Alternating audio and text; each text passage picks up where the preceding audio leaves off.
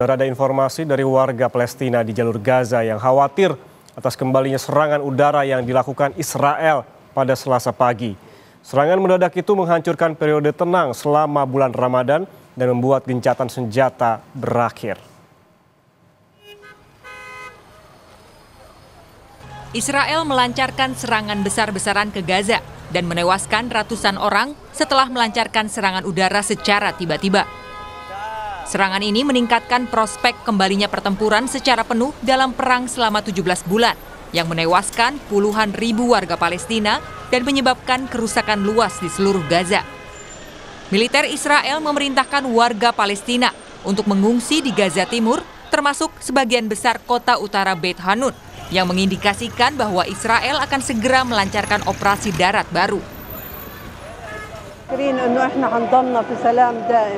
أو انتهت الحرب لكن كنا مفزوعين والولاد بتصرخ وإحنا مرعوبين إيش اللي صار في الدنيا بدينا نرتعش من الخوف الولاد الصغار صرخوا بدينا نهديهم شوي شوي لكن إحنا الكبار برضو كنا مفزوعين إيش اللي صار في الدنيا ما انتهت الحرب يعني إحنا مش عايزين نرجع للمأساة وللخوف وللتشرد اللي إحنا عشناه مش عايزين نرجع له مرة ثانية. Serangan udara Israel salah satunya menyasar pada sebuah penjara yang dikelola Hamas. Puluhan tahanan serta polisi tewas akibat serangan tersebut. Warga berupaya mencari korban di bawah reruntuhan bangunan yang runtuh usai serangan udara Israel kembali menghantam jalur Gaza pada Selasa waktu setempat. Pasca serangan Israel, rumah sakit kota Gaza menerima ratusan jenazah pada Selasa siang. Sebagian jenazah tersebut ditempatkan hingga ke area luar rumah sakit. Atas serangan Israel ini, para pengunjuk rasa berbaris di pusat kota Amman, Yordania, untuk menentang dimulainya kembali serangan udara Israel di jalur Gaza. Para pengunjuk rasa juga mengecam dukungan pemerintah AS terhadap kekejaman Israel.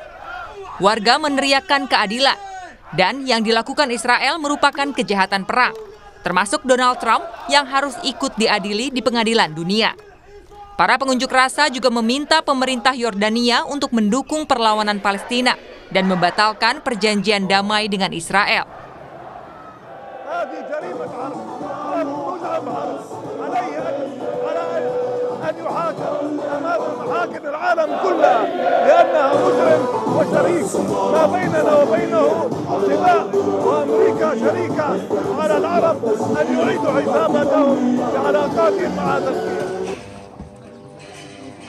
Serangan udara Israel yang kembali dilakukan pada Selasa dini hari menewaskan sekitar 400 warga Palestina termasuk perempuan dan anak-anak.